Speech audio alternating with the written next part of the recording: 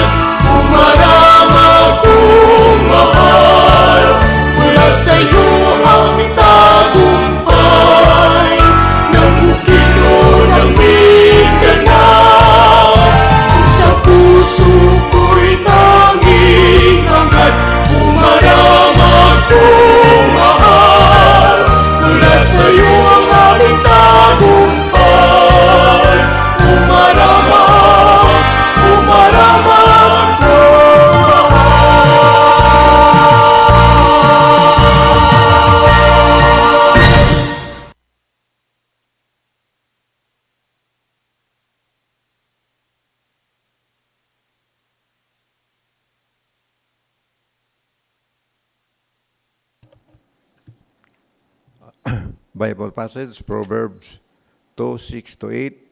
For the Lord gives wisdom, from his mouth come knowledge and understanding. He holds success in store for the upright. He is a shield to those whose walk is blameless. For the opening prayer, let us put ourselves in the presence of the Lord and let us the sign of the cross. In the name of the Father, and of the Son, and of the Holy Spirit. Amen. Almighty and ever-loving God, we thank you for this opportunity to gather for the first special session of the Sangguniang Bayan. We are grateful for the trust and responsibility you have given us to serve our people. Be with us today, Lord, as we discuss and decide on matters that affect the welfare of our constituents.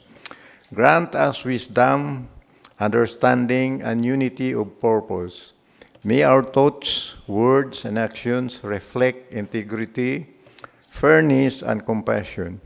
Bless every member of this body so that all we do may bring progress to our municipality and glory to your holy name.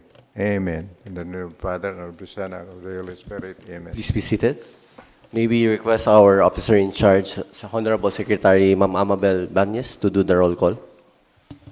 Please be recognized when your name is called. Honorable Vice Mayor John Lester Tan Malactan.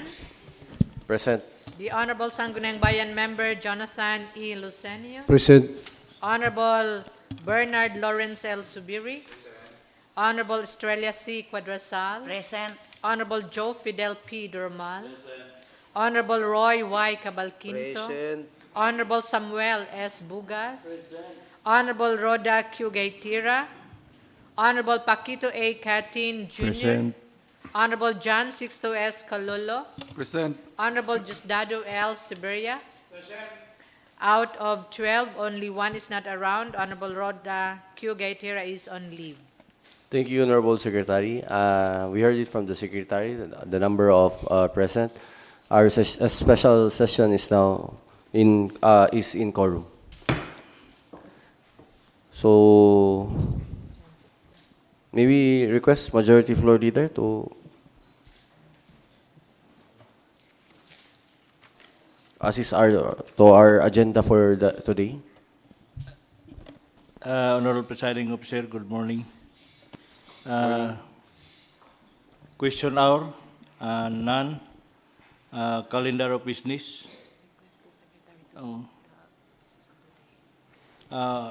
Honorable Presiding Officer, may we request our Honorable Secretary to assign a business for today. Thank you, Majority Floor Leader. Honorable Secretary, may we request the item to be read by the Honorable Secretary. Okay, so good morning, ladies and gentlemen. Our today's item is a draft resolution number 2025-0 of the 16th SB, proponent Honorable Roy Y. Cabalquinto, received on October 1, 2025, entitled Resolution Creating the Legislative Agenda, LA Team, and Defining its Functions for Calendar Year 2025 to 2028 for the formulation of the Legislative Agenda of the 16th Sangguniang Bayan, Municipality of Maramag, Bukidnon. Thank you, Honorable Secretary. I think this item has been referred to the Committee on Laws, Rules, Ethics, and Regulation by Honorable Cabalquinto. May. To be presented, Honorable Thank you. Thank you. The floor is yours, Honorable Cabalquinto.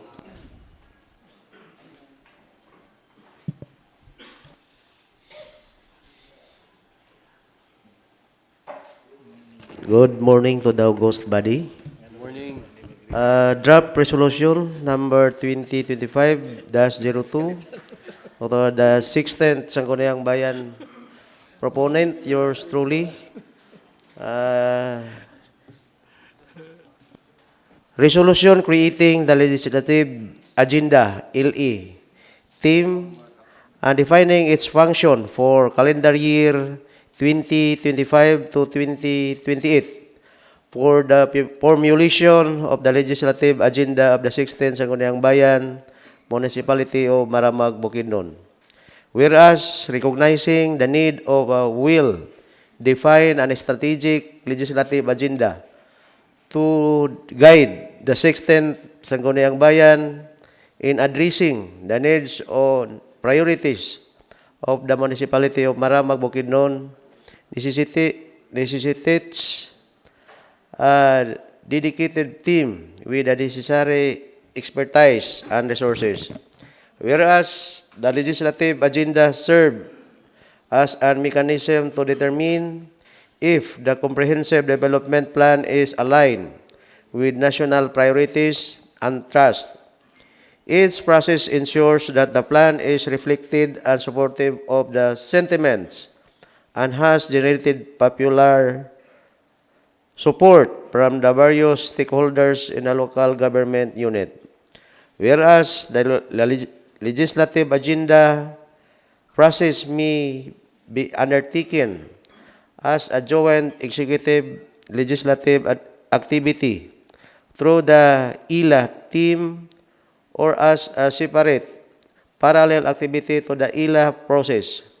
In either case, the 𝐒𝐿A and LE process converges where legislative measures or requirements are identified to ensure support for the implementation of the LGU priorities. Whereas the formulation of comprehensive legislative agenda requires a team that will spearheaded and support in the various preparatory, consultative, and technical activities in order to come up with good quality and acceptable outputs. Whereas the 16th Sangguniang Bayan of Maramag, Bukidnon recommends for the creation of 𝐒𝐿E team to provide technical assistance in identifying priority legislations that are legally sound and aligned with the LGU's visions for the formulation of the legislative. Whereas the creation of legislative agenda team will enhance the efficiency and effectiveness of the Sangguniang Bayan in acting relevant and responsive legislations. Whereas the legislative agenda team shall be composed of the 𝐒𝐿E committee and its subgroups to it. Number 1, Legislative Agenda Committee. Honorable John Lister Tan Malak, Tan Chairperson, Municipal Vice Mayor. Honorable Jonathan E. Losenio, Municipal Councilor, as Vice Chairperson. Member, Honorable Nestor J. Paulican, Municipal Councilor. Honorable Bernard Lawrence Sobire, Municipal Councilor. Honorable Estrella Cuadasal, Municipal Councilor. Honorable Joe Fidel P. Doromal, Municipal Councilor. Yours truly, Honorable Samuel Bugas, Municipal Councilor.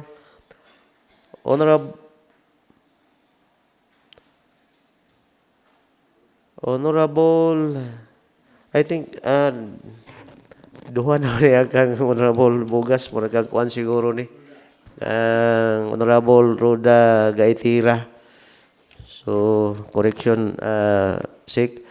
And also, Honorable IPMR, Honorable Diosdado L. Severia, and also Honorable Paquito Caten Jr., President, Liga ng mga Barangay, and also Honorable John Sixto Calolo, SK Federation President, and advisors, Ms. Hazel L. Oxinia, Division Chief, Local Government Capability Development Division, DILG Regional Office 10, and Ms. Elena B. Rabaya, LGO of 6, DILG Maramag, Bukidnon.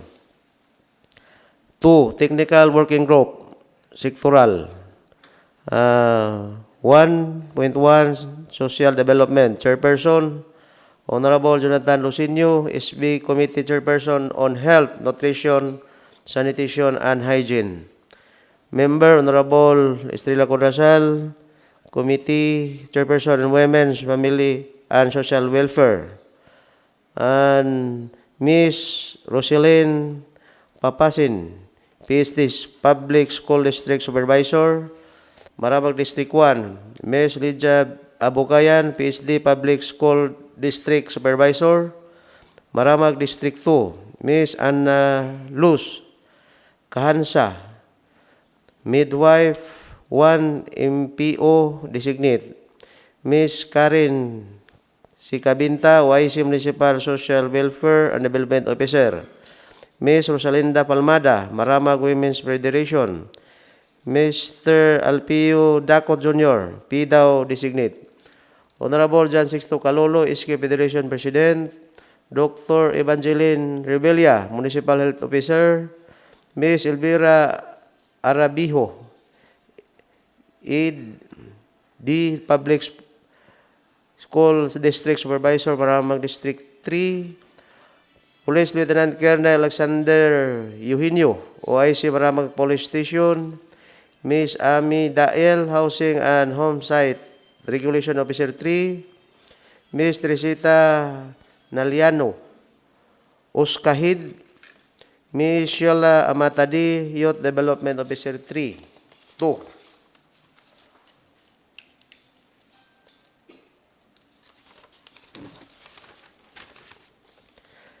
Miss Eileen Taguktok, Project Development Assistant. Mr. Axel Rashid Munyaski, Local Legislative Staff Employee 1, Sectoral Coordinator. 1.2, Economic Development. Chairperson, Honorable Nestor G. Paulican, SB Committee Chairperson on Finance and Appropriation. Member, Honorable Samuel Bugas, SB Committee Chairperson on Local Economic Enterprise. Mr. Arman de la Cruz, Economic Enterprise Manager. Vice Chairman, Maramag Community Multipurpose Co-op. Mr. Juford R. Paulin, Labor Employment Officer 1, Piso Designate. Ms. Ameline Obial, Licensing Officer 3, BPLO. Mr. Abraham Sinjong Jr., Patag Coronia Irrigators Association. Mr. Dominic Piloso, President Metro Maramag Chamber of Commerce and Industry Incorporated. Ms. Amabel Ibanez, Board Secretary 2. Honorable Paquito Catil Jr., Liga ng mga Barangay Maramag Punong Barangay Panagtalan. Attorney Phoebe Copida Ligita, Municipal Agriculture Office, Mr. Local. Ms. Teresa Barilia, Senior Tourism Operation Officer. The Representative, Department of Trade and Industry, Bukidnon. Mr. Roel Asok, Licensing Officer 2. Mr. Cecil Ukang, Municipal Agrarian Reform Officer. Ms. Rinilene Grace Cahitas, Project Development Officer 2, and Ms. Sheila Mi B. Rabot, Local Legislative Staff 1, Sectoral Coordinator. 1.3, Physical and Infrastructure Development. Chairperson, Honorable Bernard Lawrence Subiri, SB Committee Chairperson on Engineering and Public Works. Member, Engineer Tiburcio Macalam Jr., Municipal Engineer. Ms. Rosemary Agustin, General Manager, Maramag Water District. Engineer Apile Seriso, OIC Municipal Assessor. Engineer Richard Aquino, University Planning and Development Office, Central Mindanao University. Mr. Himelo Pilimer, CPE, General Manager, Fibico. Engineer Maria F. Makanim, Building Official. The Representative, Bukidnon Irrigators Management Office. Engineer Virginia Batokail, District Engineer, DPWH. Bukidnon Sikan Engineering Office.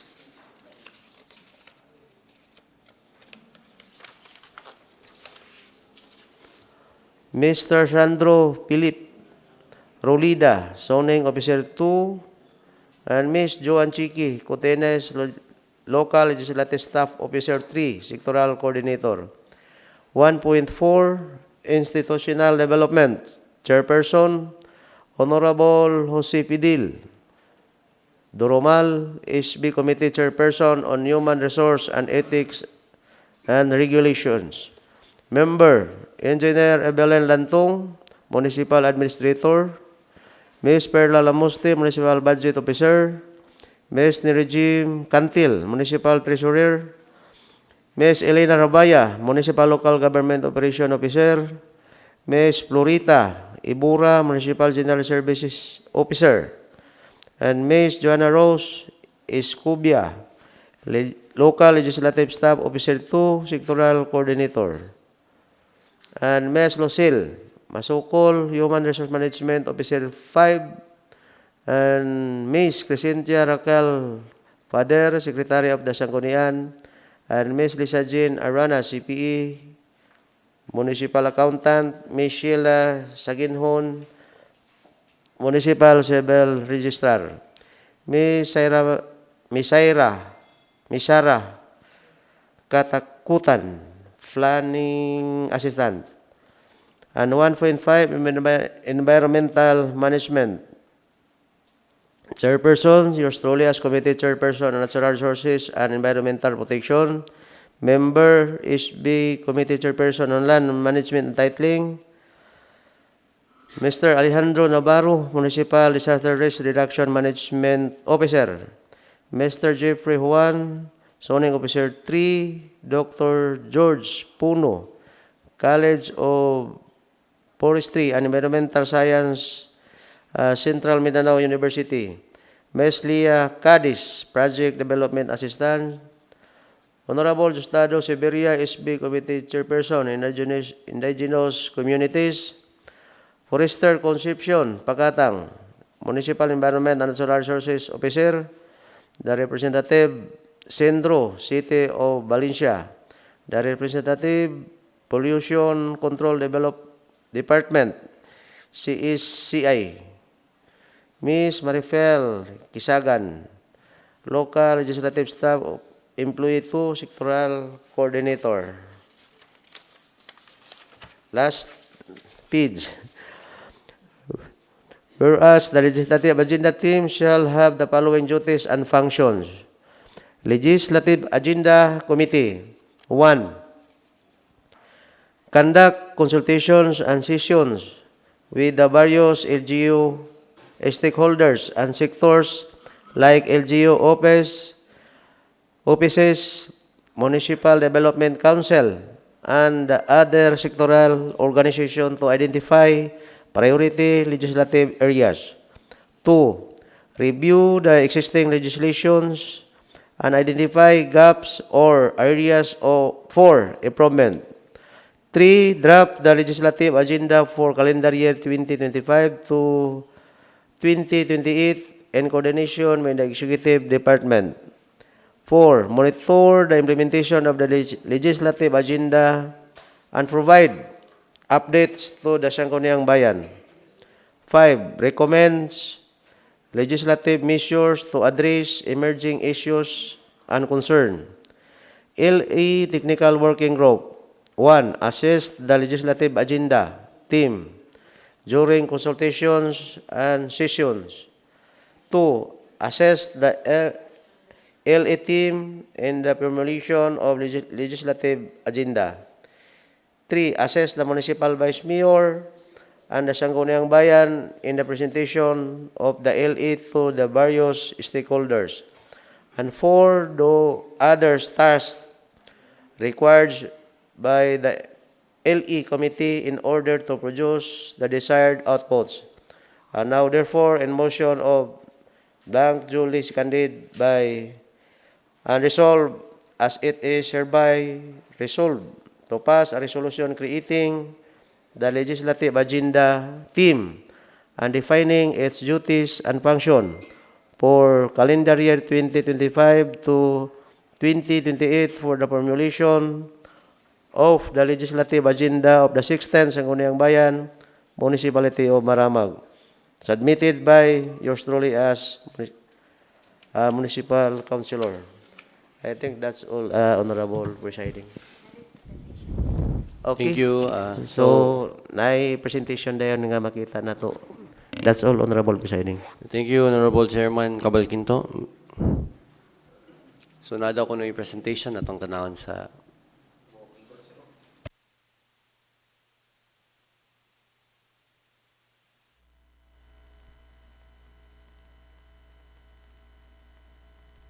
Is a legislative agenda. Understanding the roadmap. What is a legislative agenda? Understanding the roadmap for lawmaking. The work of the Sangguniang, or what is referred to in the local legislators' toolkit as the local legislation cycle, involves more than just the approval of ordinances and resolutions. It involves other participatory and knowledge-intensive tasks that require gathering and analyzing data from elected leaders, LGU personnel, and civil society leaders of the community at various stages that form a cycle. This section provides tools in performing the major tasks related to the 4 phases of the local legislation cycle. 1. Formulating the legislative agenda. 2. Crafting ordinances and resolutions. 3. Enacting ordinances and codes of ordinances. And 4th, evaluating the implementation of ordinances. Defining the legislative agenda. What is a legislative agenda? A legislative agenda is a package of priority legislative measures designed to support local development priorities, particularly those defined in the Executive Legislative Agenda, or ELA. It serves as the roadmap to guide the Sangguniang in identifying, analyzing, and formulating solutions to problems and issues requiring public policy action. It is a list of prioritized ordinances and resolutions for enactment during a specified period, usually 3 years, contributing to the attainment of the LGU vision and mission. A legislative agenda is a prioritized list of issues or policies that a local government intends to address through legislation during a specific period.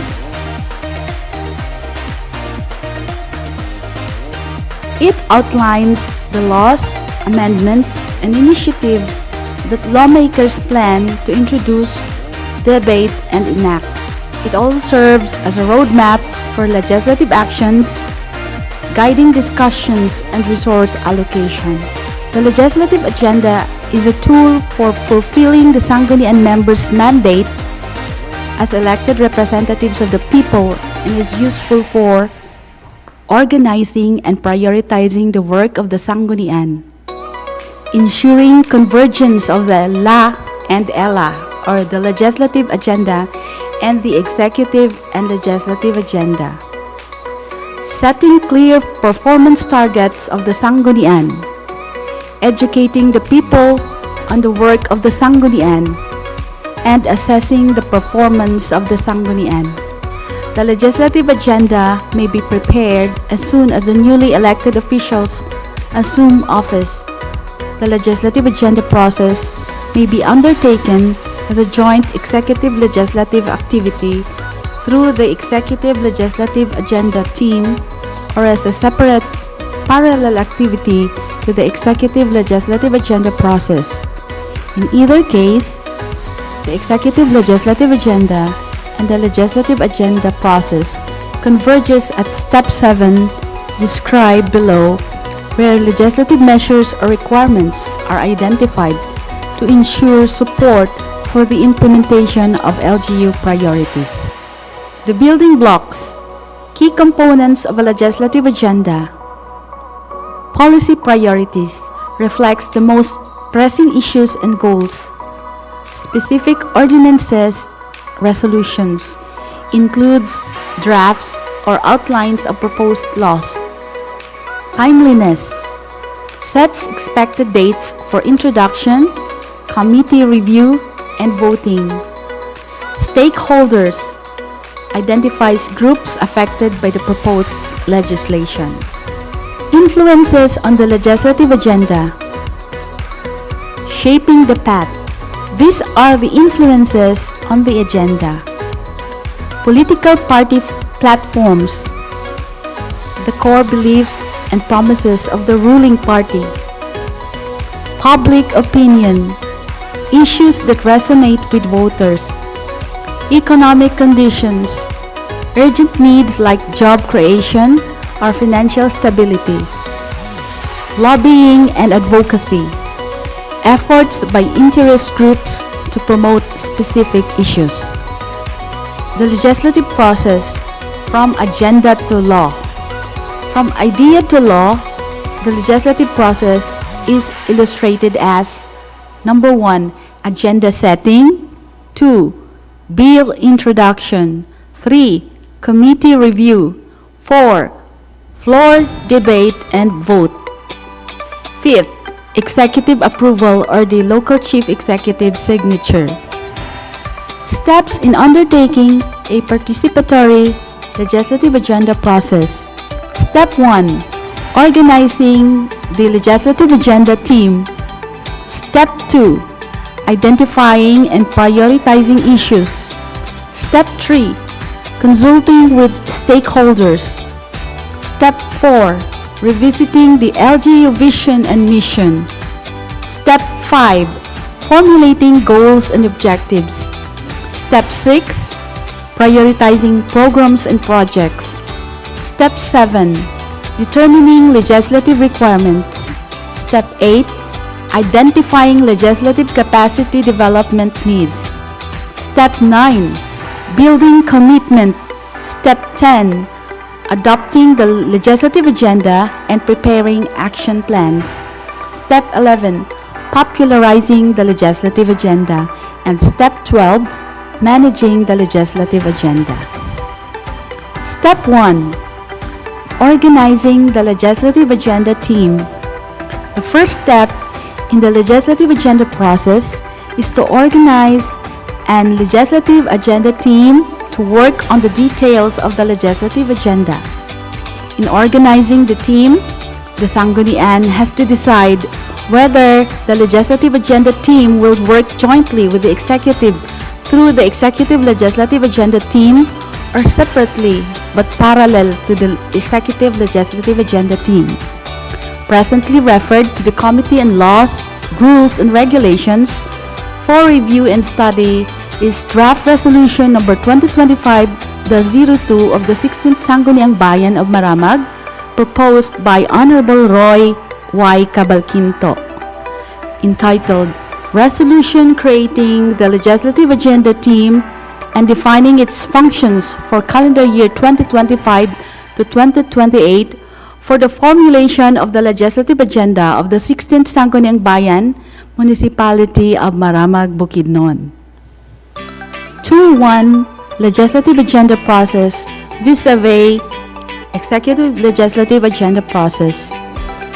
As illustrated in 2.1, Steps 1 to 7 of the legislative agenda process can be undertaken jointly with the executive through the executive legislative agenda team or parallel to the executive legislative agenda team. The legislative agenda process and executive legislative agenda process converges at step 7, at which stage priority legislative measures are identified and mutually agreed upon by the executive and legislative branches to support priority development trusts. The legislative agenda process departs from the executive legislative agenda process at step 7, at which point the legislative agenda team conducts its own planning and advocacy for the legislative agenda. The following tools may be used in formulating and managing the legislative agenda. Tool 1. Legislative agenda process vis-a-vis the executive legislative agenda process. Tool 2. Sample legislative agenda team structure. Tool 3. Sample format of priority legislative measures. Tool 4. Template the legislative agenda. Tool 5, checklist, criteria of a good legislative agenda. Tool 6, sample resolution adopting the legislative agenda. Tool 7, guide to developing the legislative agenda advocacy brochure. Tool 8, sample format of the legislative agenda calendar of activities. Step 2. Step 2, identifying and prioritizing issues. The first immediate task of the legislative agenda team is to conduct an assessment of the local situation. The assessment begins with a study of the following existing LGU plans and documents. Number 1, powers, duties, and functions of the Sangguniang in the 1991 Local Government Code. 2, mandates from national laws or republic acts. 3, presidential and administrative issuances. 4, minimum basic needs data. 5, comprehensive land use plan. 6, comprehensive development plan. 7, local poverty reduction action plan. 8, executive agenda or program of action of the past administration. 9th, legislative agenda of previous Sangguniang. The result of the study is usually a long list of needs and problems in the LGU, which needs to be prioritized using participatory tools and techniques. To make the list manageable, the issues can be clustered according to the development themes derived from the Comprehensive Development Plan or CDP and the Local Governance Performance Management System LGPMS. A, social development. B, economic development. C, environmental management. D, governance. E, development administration. It is suggested that the legislative agenda team adopt the tools and techniques described in Step 2 to 7 of the Executive Legislative Agenda process, which can be found in the following resources: LGSP and LGA, How to Formulate an Executive Legislative Agenda for Local Governance and Development, a Facilitator's Guide. Step 3. Consulting with stakeholders. The initial list of priority issues and concerns needs to be validated with a cross-section of the LGU stakeholders.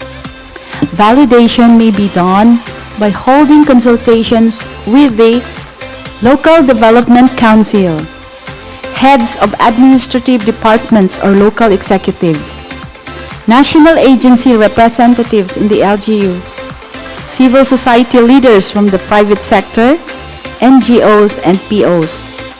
Consultation with stakeholders is important at this stage to ensure the accuracy of the identified needs and concerns, to build stakeholder support and ownership of the legislative agenda, and L, to generate ideas and possible programs or projects to address identified issues and to generate ideas on relevant policies and legislative measures to address identified issues.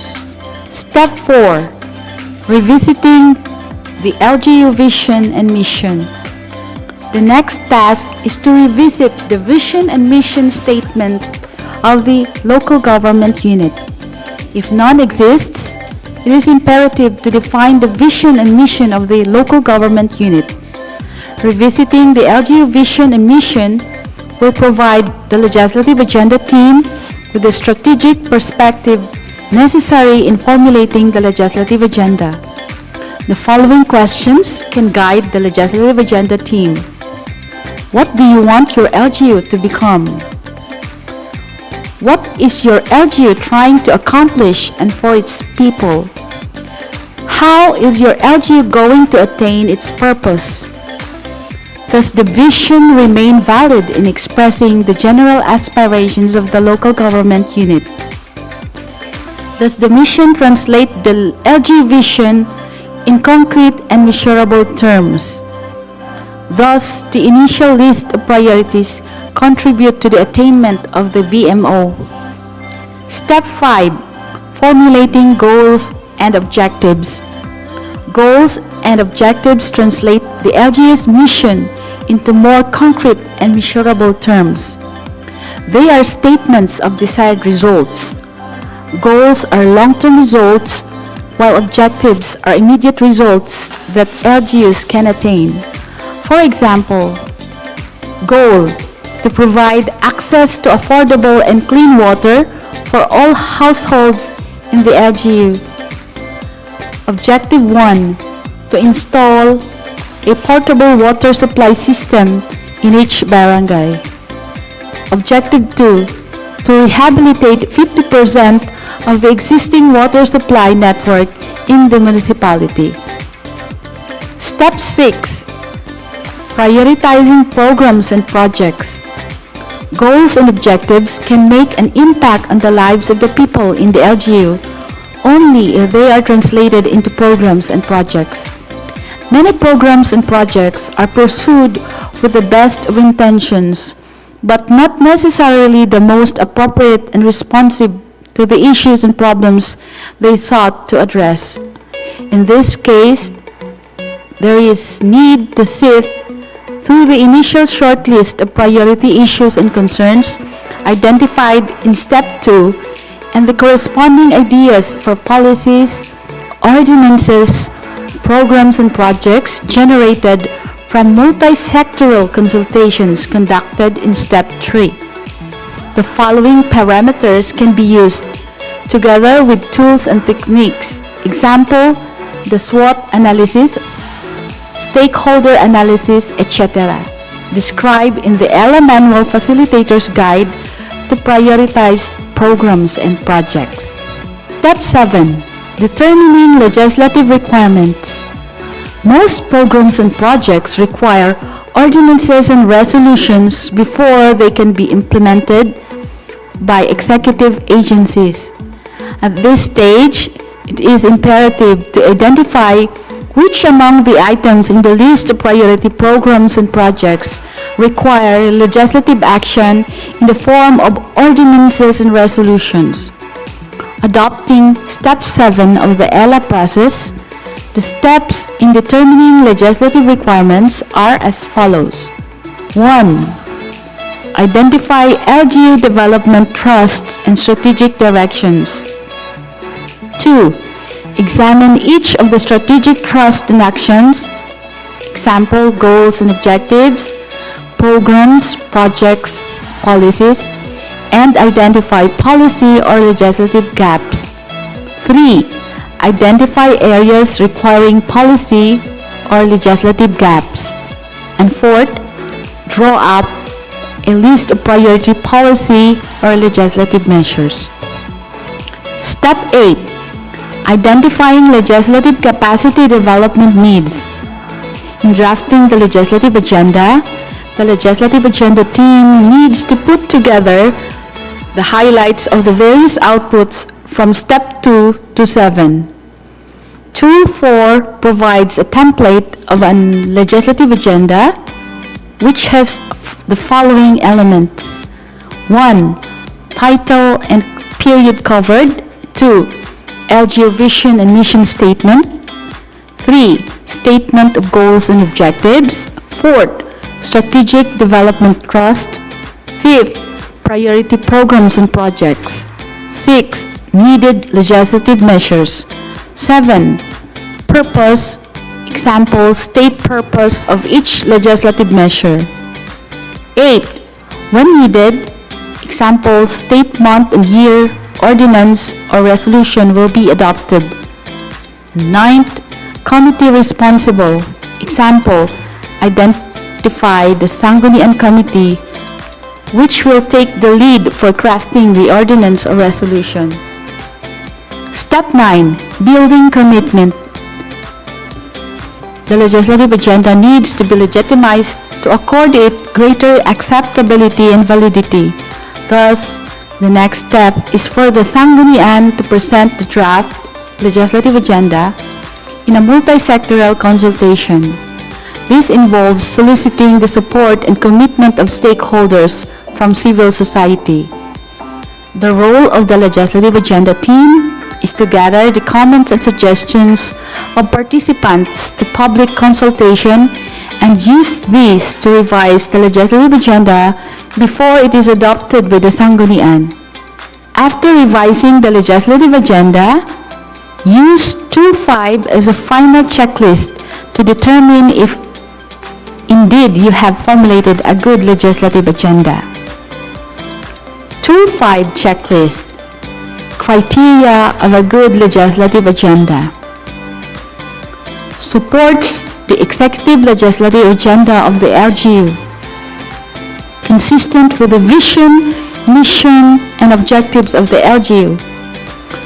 Doable within the Sangguniang's term.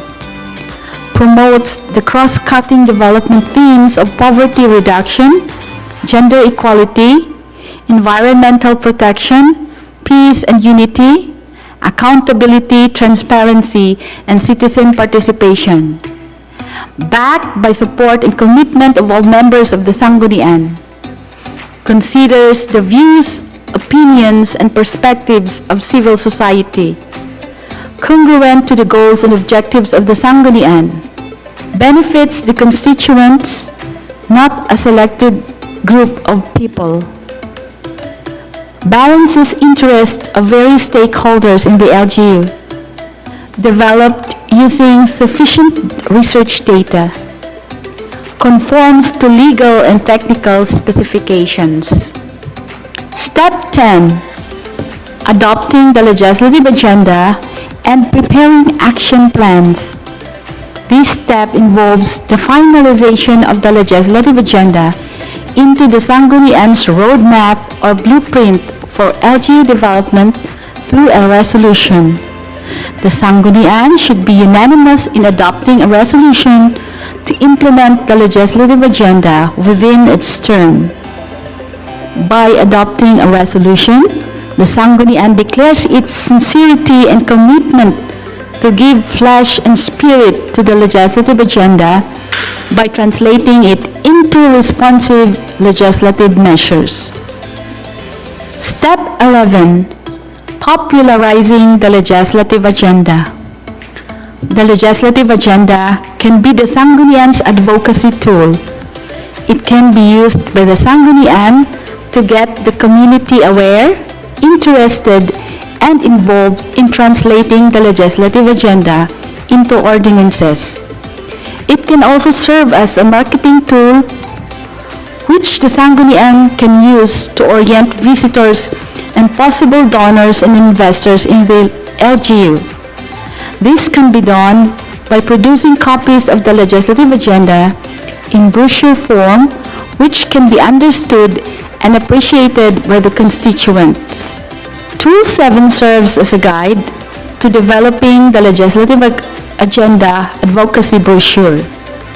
Step 12. Managing the legislative agenda.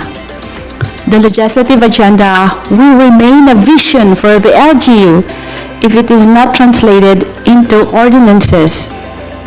The legislative agenda has to be managed so it will produce desired outputs. This involves preparing an action plan or calendar of activities to translate the legislative agenda into a working document, particularly for the committee's task to study proposed legislative measures. It can also be used by the presiding officer and the secretary to the Sangguniang in tracking the progress of the implementation of the legislative agenda on an annual basis. Here too is a sample format of the legislative agenda calendar of activities. The importance of a well-defined legislative agenda. Why it matters. It is important to have a clear legislative agenda for efficiency, streamlines the lawmaking process, accountability, holds lawmakers responsible for their promises, transparency, allows the public to understand priorities, progress, facilitates meaningful change and improvement, Conclusion. The legislative agenda, a tool for governance. A legislative agenda is a crucial tool for effective governance. It shapes the direction of the local government unit. Understanding the agenda empowers citizens to engage in the political process. What is a legislative agenda? Understanding the roadmap for lawmaking. The work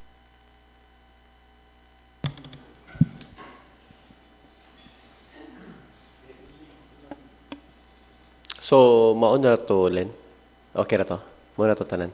The Philippine Development Plan. What is the Philippine Development Plan? At the beginning of each administration, the National Economic and Development Authority or NEDA of the Philippines, in collaboration with appropriate government agencies, the private sector and local government units, among others, formulates the Philippine Development Plan.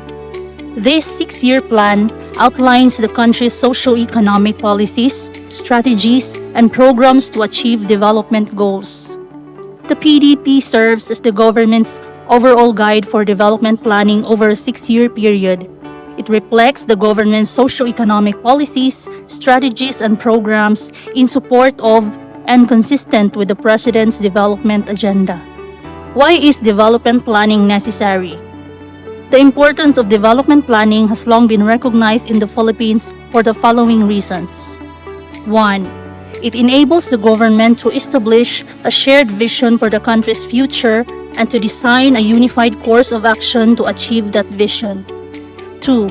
It ensures that government resources and investments are channeled to programs, projects, and activities that most effectively contribute to the achievement of national goals and objectives. The local counterpart of the Philippine Development Plan or PDP is the Comprehensive Development Plan or the CDP, which is the strategic and long-term planning document formulated by each local government unit, such as a city or municipality. The CDP aligns with the goals of the national PDP but is customized to address the specific vision, goals, and objectives for the local community. The CDP serves as a blueprint for guiding local land use, infrastructure development, and the overall improvement of the community. The Philippine Development Plan 2023 to 2028. The Philippine Development Plan 2023 to 2028 is the medium-term plan crafted to translate the long-term vision called Ambisyon Natin 2040 into actionable, tangible steps over 5 years. The vision aims for a Philippines where every Filipino enjoys a matatag, maginhawa at panatag na buhay, a stable, comfortable, and secure life. PDP 2023-2028 is anchored on President Ferdinand R. Marcos Jr.'s 8-point socio-economic agenda, which tackles pressing challenges such as high inflation, the lingering effects of the COVID-19 pandemic, and the limited fiscal space. It also aims to resolve long-standing structural barriers that hinder the creation of more employment opportunities, including quality and green jobs, over the medium term. Additionally, the plan seeks to establish a supportive environment through a level playing field and the promotion of peace and security. The plan was crafted to guide government agencies, local governments, the private sector, and civil society in achieving sustainable and inclusive development that lifts people out of poverty and improves quality of life. What is the overall goal of the Philippine Development Plan 2023 to 2028? The PDP aims to reinvigorate job creation and accelerate poverty reduction by steering the Philippine economy back to its high-growth trajectory and social transformation for a prosperous, inclusive, and resilient society. 6 cross-cutting strategies of the Philippine Development Plan 2023 to 2028. As the country faces environmental threats and climate change risks, the government will also ensure that our natural resources are optimally used without compromising healthful ecology for present and future generations. The plan provides 6 cross-cutting strategies that will serve as catalysts for economic, social, institutional, and environmental transformation. Digitalization.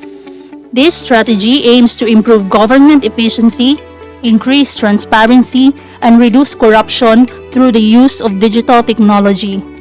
It includes establishing more robust data systems to support effective policy making, program development, and service delivery. Public-private partnerships or PPPs. The plan emphasizes strengthening partnerships between the public and private sectors to attract investment and implement development projects, particularly in infrastructure. Servicification. This strategy involves developing high-growth sectors like manufacturing, information and communications technology, creative industries, tourism, and logistics with the goal of advancing along the global value chain and create more quality jobs. Dynamic innovation ecosystem.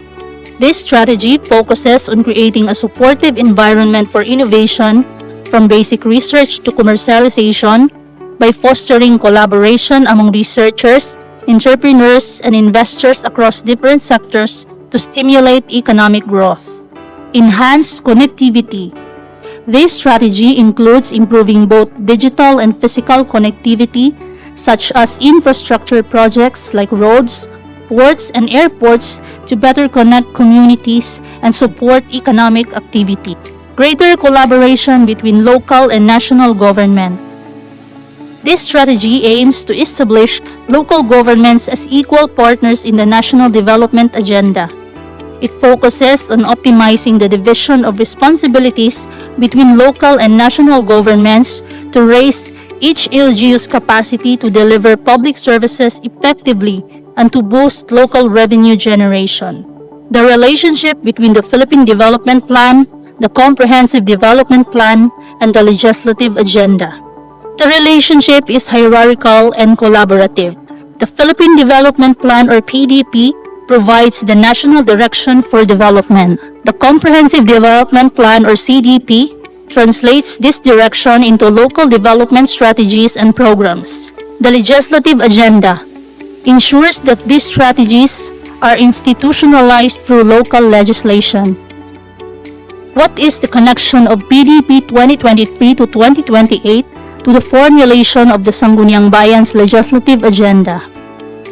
The priorities of the Sangguniang Bayan must be aligned with the 5 pillars of the Philippine Development Plan, to wit: Human Capital Development. This pillar focuses on enhancing human capital through education, health care and protection of vulnerable groups, empowering them to actively participate in the economy. It encompasses strategies that promote food security, health services, quality education, and skills development.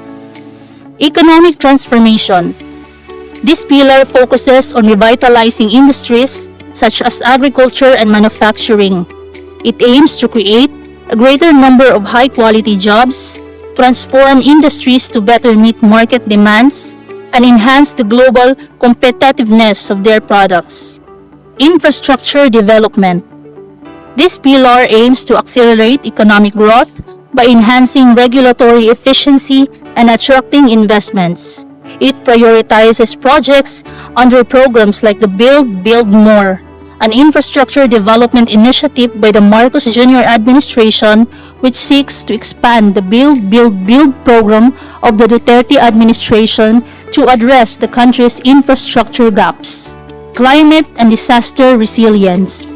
This pillar focuses on strengthening both social and environmental resilience through initiatives aimed at climate change adaptation, disaster preparedness, and the promotion of sustainable development.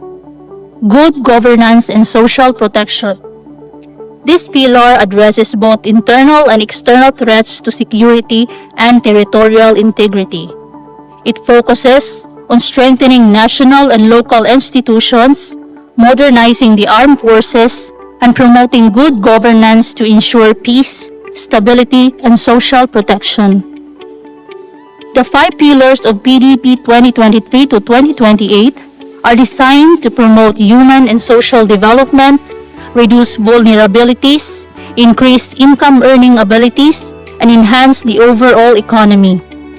The Sangguniang Bayan formulates its legislative agenda to support and localize the strategic direction set forth in the Philippine Development Plan. This agenda serves as a vital mechanism to align local legislative priorities with national development goals. To ensure coherence and effective implementation, the legislative agenda must reflect and institutionalize the objectives of the Philippine Development Plan through the enactment of relevant priority legislations. These legislative measures should directly relate to and reinforce the priority areas and development thrusts identified in the Philippine Development Plan.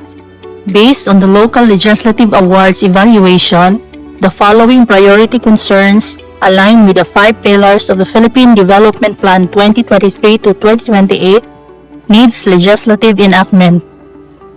For human capital development, ordinances related to alternative learning system, skills training and workforce development, educational scholarships, financial assistance to public schools, super health centers, health and wellness promotion.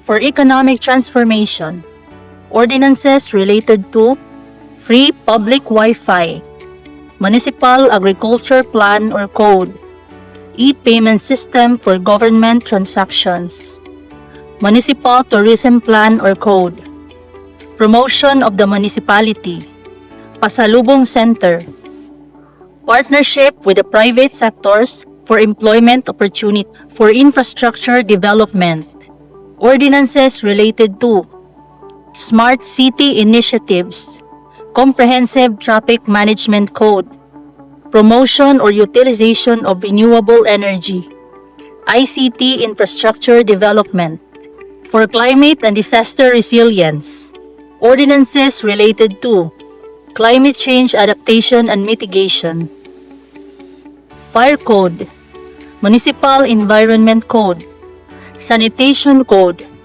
agri-environmental support or promotion, for good governance and social protection, ordinances related to civil society organizations accreditation and participation, drug-free workplace, closed-circuit televisions installation, surveillance, and monitoring, children's code.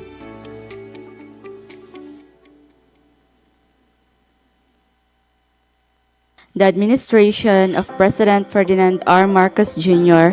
began with a 10-point agenda to fast-track post-pandemic recovery and restore economic momentum. The agenda will serve as a guide for local policymaking and budget prioritization. This agenda aimed to help the country recover from the effects of the COVID-19 pandemic and improve the lives of Filipinos. It focuses on creating more jobs, supporting farmers, improving health and education services, building better infrastructure, and promoting digital technology. The following are the 10 points agenda of PBBM. 1. National reopening.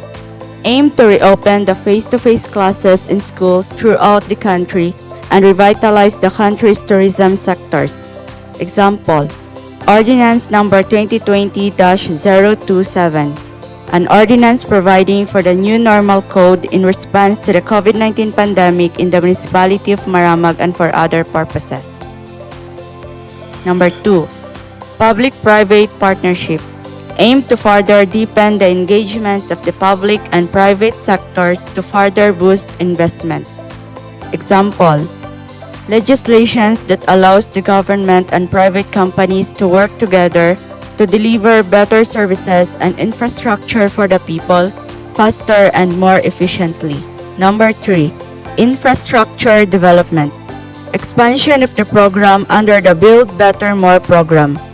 Example, Resolution Number 2025-673. Resolution authorizing the municipal mayor to enter into a memorandum of agreement with the Department of Public Works and Highways, Bukidnon 2nd District Engineering Office for the project, concreting of Barangay San Miguel Farm to Market Road at San Miguel, Maramag, Bukidnon. Number 4. fiscal discipline, aimed for efficiency tax collection through digitalization. Example, Resolution number 2024-579. Resolution authorizing the local chief executive to enter into memorandum of agreement with 𝐁𝐀𝐃𝐀𝐍 Incorporated relative to the implementation of the digital payment for government disbursement and collection. Number 5.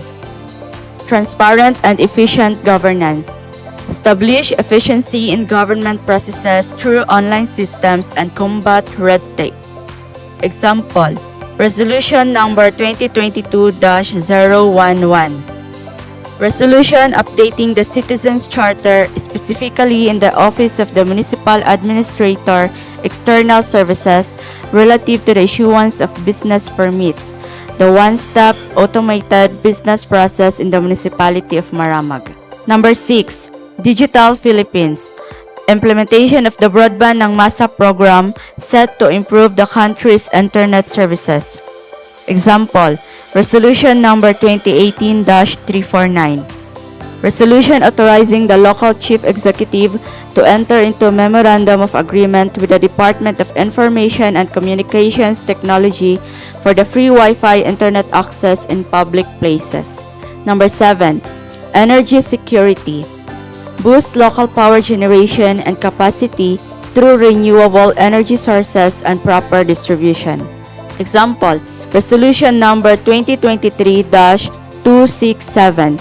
Resolution authorizing the local chief executive to enter into contract with the winning bidder for the construction or installation of streetlight facilities, solar-powered streetlights along National Highway, Municipal and Barangay Road within the Municipality of Maramag, Bukidnon, funded under 20% LDF fiscal year 2020 in the amount of 3,591,056 pesos and 19 centavos. Number 8. Future Ready Filipinos. Provide quality education through top-notch learning materials and technology tools. Example, Resolution number 2024-523. Resolution authorizing the local chief executive to enter into contract of service with Clever Grit Web Services relative to the project, skills and training for sustainable livelihood. Number 9. Affordable healthcare.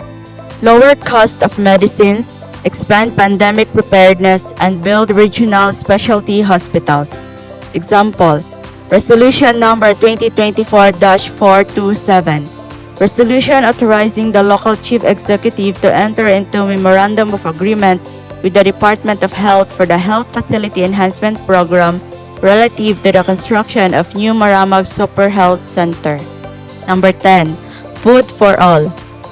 Increase agricultural output and improve the supply chain. Example, Ordinance number 2025-44. An ordinance providing support to organic farmers in the Municipality of Maramag, Bukidnon, and providing funds thereof. As the situation stabilized, the 10-point agenda of PBBM transitioned into a comprehensive 8-point socio-economic agenda embedded within the Philippine Development Plan 2023 to 2028, which is now the transformation and resilience phase. These are the following. Number 1. Protect purchasing power and mitigate socio-economic scarring. Ensure food security and reduce energy or transport cost. Example, Ordinance number 2022-058. The Anti-Hoarding and Anti-Panic Buying Ordinance of the Municipality of Maramag, Bukidnon. Ordinance number 2022-059. Price Tag Ordinance of the Municipality of Maramag. Number 2. Reduce vulnerability and mitigate scarring from COVID-19 pandemic. Strengthen health, education, and social protection.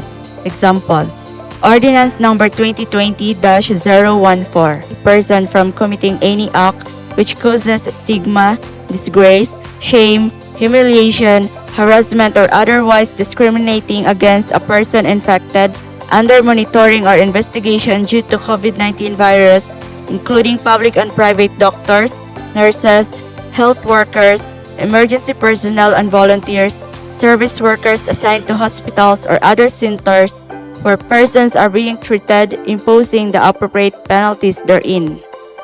Number 3. Ensure sound macroeconomic fundamentals. Improve fiscal management and bureaucratic efficiency.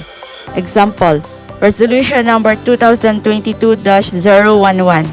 Resolution updating the Citizens Charter, specifically in the Office of the Municipal Administrator, External Services relative to the issuance of business permits, the one-step automated business process in the Municipality of Maramag. Number 4. Create more jobs. Promote trade, investment, and energy security. Example, Resolution number 2024-649. Resolution authorizing the local chief executive to enter into Memorandum of Agreement with the Department of Labor and Employment, Regional Office 10, represented by Regional Director, Attorney Erwin N. Aquino, for the implementation of the Tulong Panghanap Buhay sa ating mga displaced or disadvantaged to PAD workers program. Number 5. Create quality jobs. Enhance employability, R&D, and digital economy. Example, Ordinance number 2015-96. An ordinance establishing the manpower skills registration system of the Department of Labor and Employment in the Municipality of Maramag. Number 6. Create green jobs. Promote sustainable and climate-resilient livelihoods. Example, Ordinance number 2023-15. An ordinance approving and authorizing the selling of pavement bricks and blocks, paper briquet, vermiworm, vermicast, and other products processed and produced from the materials recovery facility of the Municipality of Maramag. Number 7. Uphold public order and safety, peace and security, maintain peace and stable environment for growth. Example, Resolution number 2025-710. Resolution declaring the Municipality of Maramag, Province of Bukidnon as insurgency-free. Number 8. Ensure a level playing field. Strengthen market competition and entrepreneurship. Example, legislations that conforms with Republic Act number 9184, Government Procurement Reform Act, which ensures fair competition and transparency in the bidding and awarding of government contracts. As local leaders, our role is to translate these national goals into tangible local action.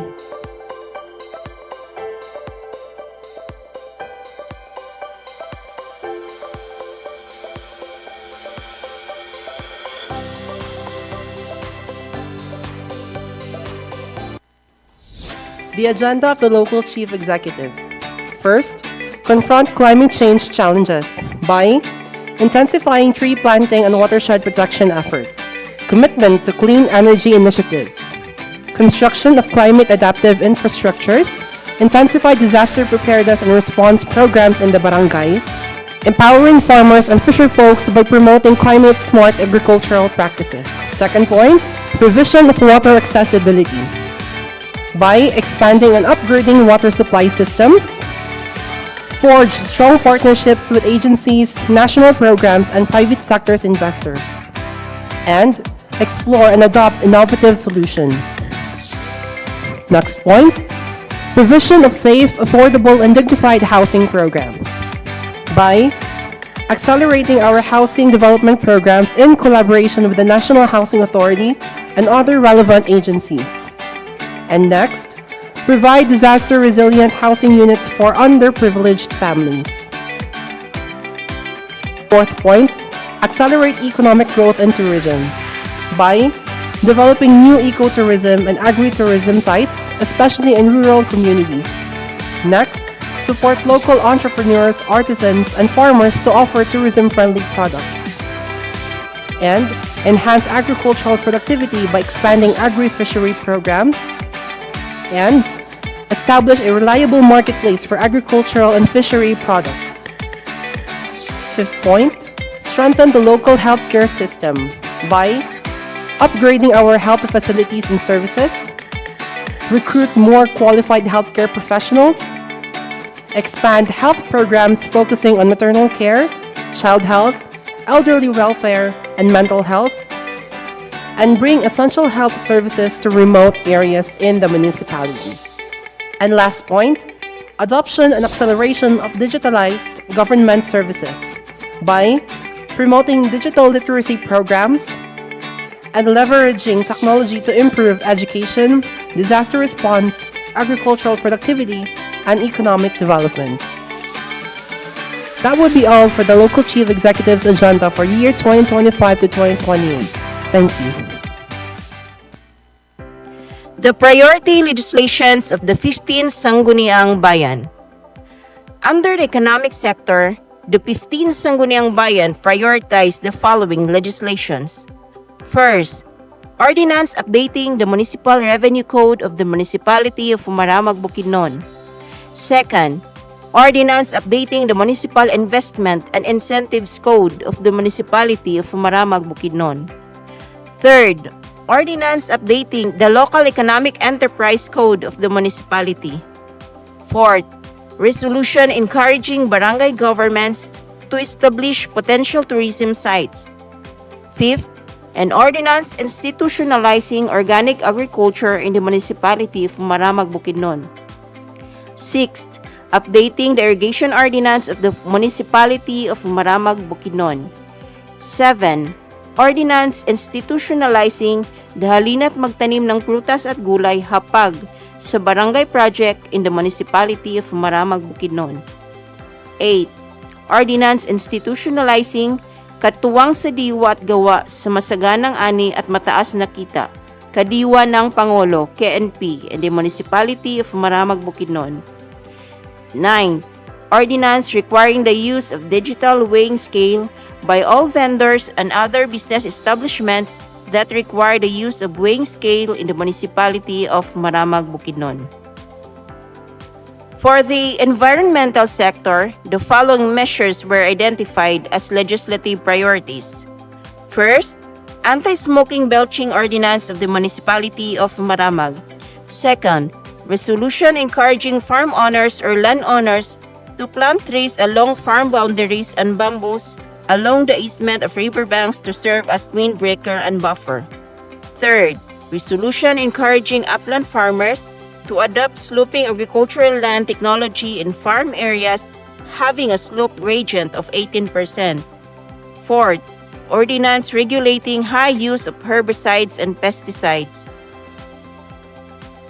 And fifth, an ordinance prohibiting the cultivation or planting of rice, corn, sugarcane, or any other cash crop within 20 meters of riverbanks and or streams and 40 meters radius of water sources and springs. Under the infrastructure sector, the following legislations were prioritized to enhance accessibility and public services.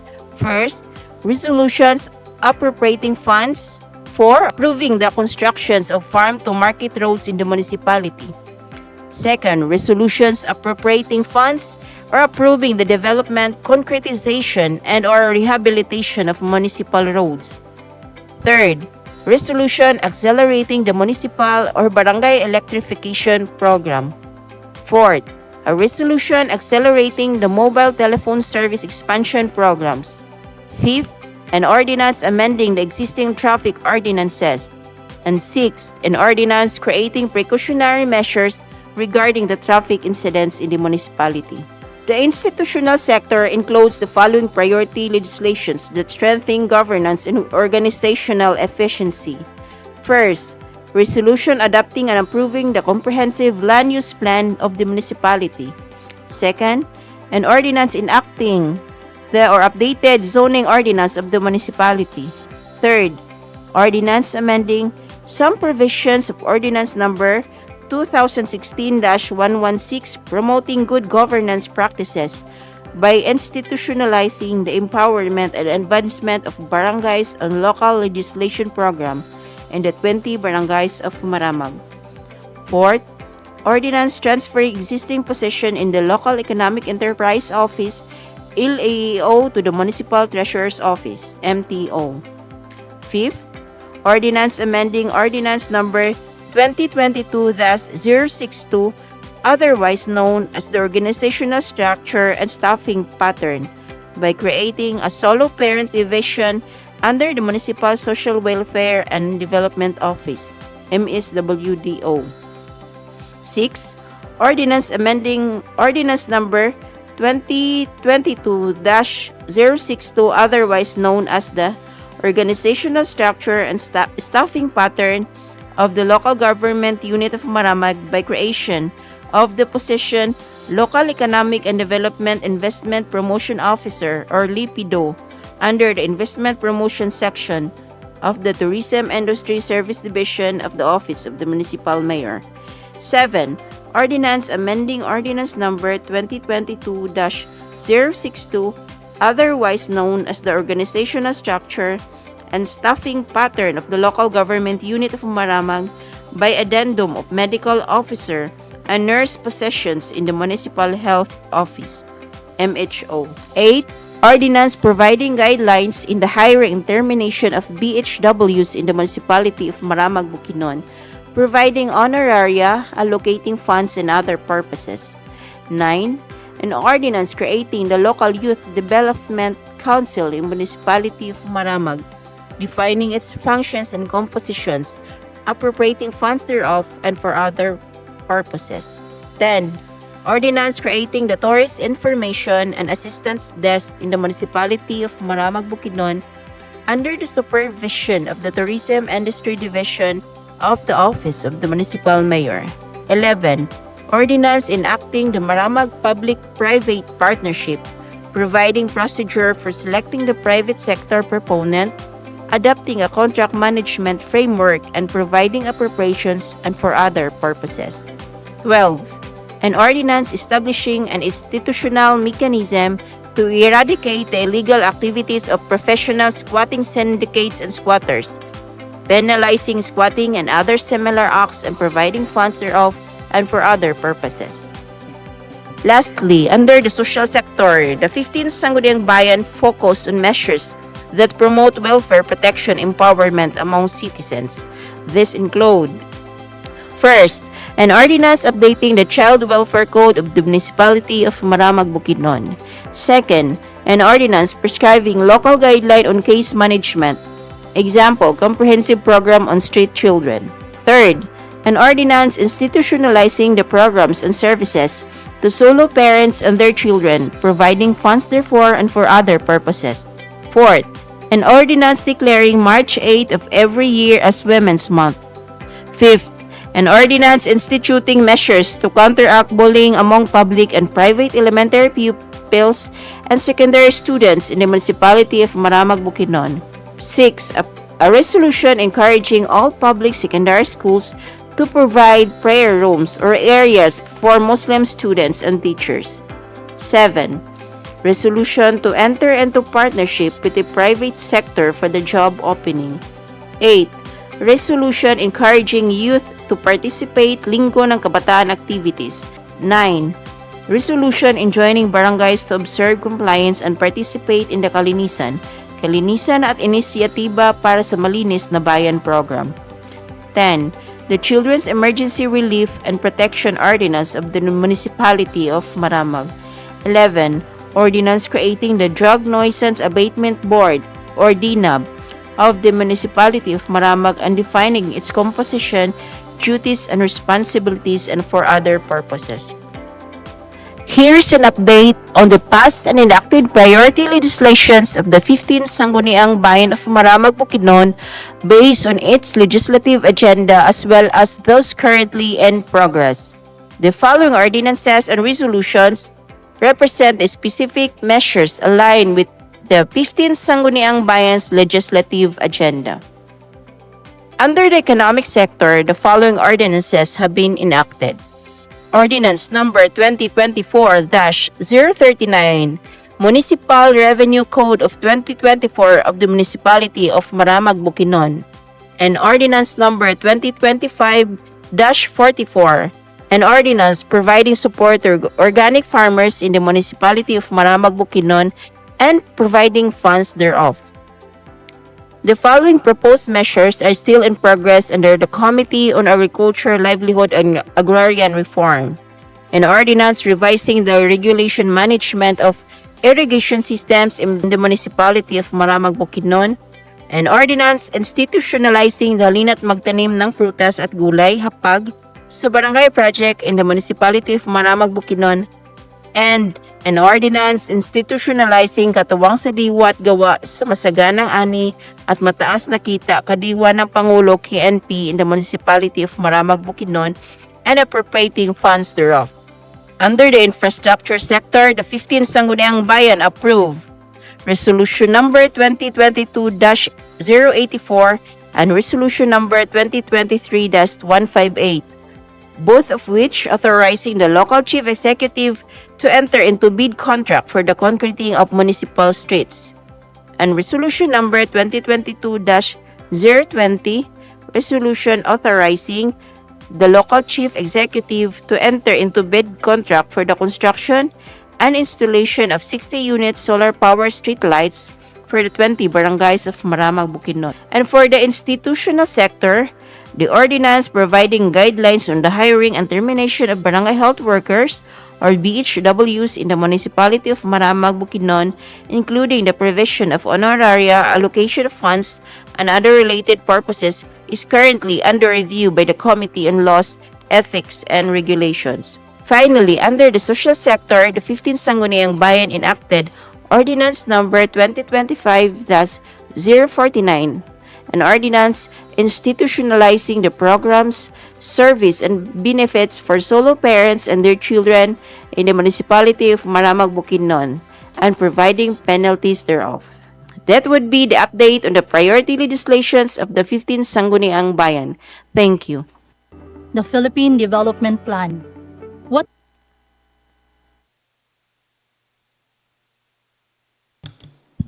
Thank you for that presentation, Len. May we request the chairman of the Laws Rules, Honorable 𝐒𝐿𝐾𝐄𝐈𝐀. Okay, that's all the presentation regarding this item. Any suggestion, comment with this item? So, wala na yung discussion na to? Wala na daw. Sige. So, what's the pleasure of the chairman? For being none, Honorable Presiding Officer, I move to calendar this item into third and final reading for to decision. Thank you, Honorable Chairman 𝐒𝐿𝐾𝐄. So, there's a motion from Honorable 𝐒𝐿𝐾𝐄 to calendar this item for the third and final reading for today's session, seconded by Honorable Subiri. Motion approved. Honorable Presiding Officer, Yes, Majority Floor Leader. for announcement. Before that announcement, so that motion is included for the third and final reading. For third reading, Honorable Presiding Officer. Yes, thank you. Thank you, Honorable Majority Floor Leader. So next item, third reading. Honorable Presiding Officer, I move to pass resolution creating the legislative agenda LE team and defining its function for calendar year 2025 to 2028 for the formulation of the legislative agenda to the 16th Sangguniang Bayan, Municipality of Maramag, Bukidnon. Thank you. Thank you, Honorable 𝐒𝐿𝐾𝐄. So there's a motion from Honorable 𝐒𝐿𝐾𝐄 to pass a resolution creating the legislative agenda or LA term and defining its function for the year 2025 to 2028 for the formulation of the legislative agenda of the 16th Sangguniang Bayan, Municipality of Maramag, Bukidnon. Being unanimously approved and seconded, so we don't need to divide the House. The motion is automatically approved. Motion approved. Next, so Majority Floor Leader, announcement. Announcement, Honorable Presiding Officer. Just to give emphasis to our today's presentation, the office, in behalf of the Secretary to the Sangguniang, the Office of the Secretary is very confident that each member of this 16th Sangguniang Bayan will be zooming to national level of our LLA. When you follow all those presentations with the help of your secretaries and the legislative legislative and research division, dako kaayo ta og tsansa nga moabot gyud ta sa nasyonal. So subayon lang gyud nato mga pinalangga namo nga konsehal ang ato ang sentro sa matag atong committee ba. Gamay na lang kayo ang kulang, maghimo lang tawag inventory and then mo zoom na ta paingon sa national level. Thank you. Okay. Thank you for that balita update, ma'am, ha? So, pakpakan na to.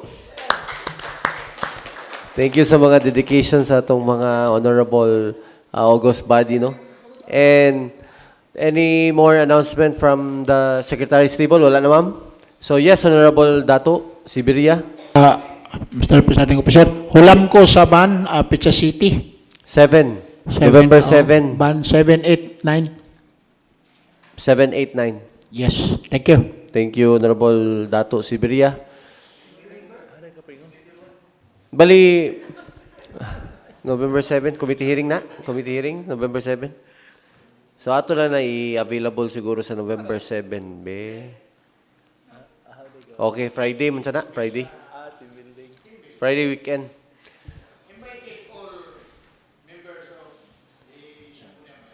So, invited na ng August body sa 7, 8, 9, 10. Sa asa dapit, Dato? Man dapit. Cagayan. Cagayan daw. Pila mo ka book, Dats? 60 ka book. So, mga IP leaders na to sa 20 ka barangay.